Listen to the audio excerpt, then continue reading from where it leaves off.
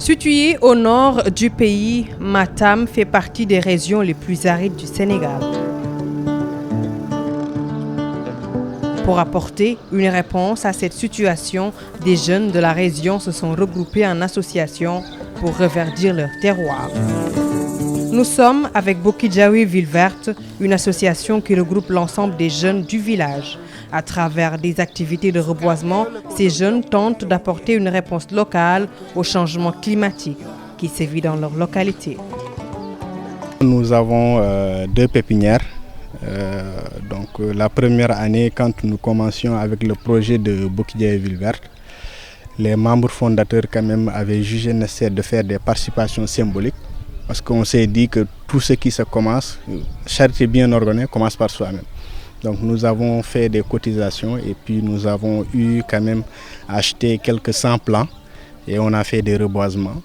Par la suite, on est entré en contact avec l'Agence sénégalaise de la reforestation et de la Grande Muraille Verte que nous saluons et que nous remercions aussi par l'entremise du colonel Dia. Et nous saluons aussi de passage le nouveau DG. Donc nous espérons aussi travailler avec lui sereinement.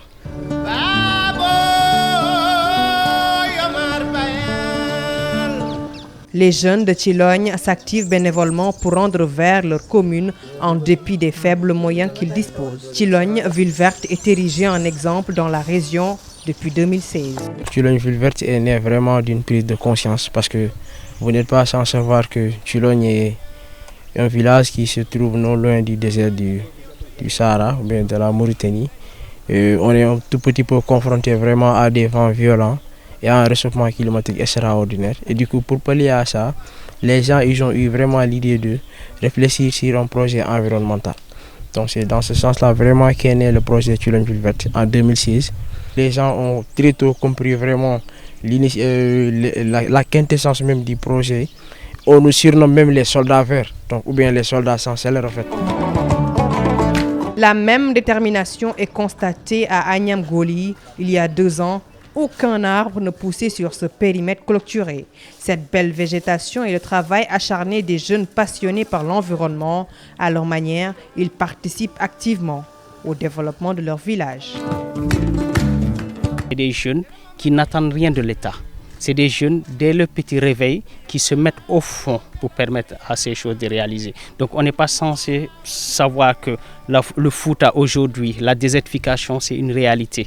La sécheresse, c'est une réalité. Et ça, c'est une réponse à ce que nous sommes en train de réaliser. C'est une réponse face à ces aléas-là. Mais c'est une initiative aussi qui a sa particularité aussi d'avoir fait de belles réalisations. Nous sommes aujourd'hui dans un lieu qui est consacré à la prière lors des fêtes. Et ce lieu vraiment a été reboisé par le projet. Si vous voyez déjà, c'est quelque chose qui est visible. Donc l'environnement, elle est là, la verdure, elle est là.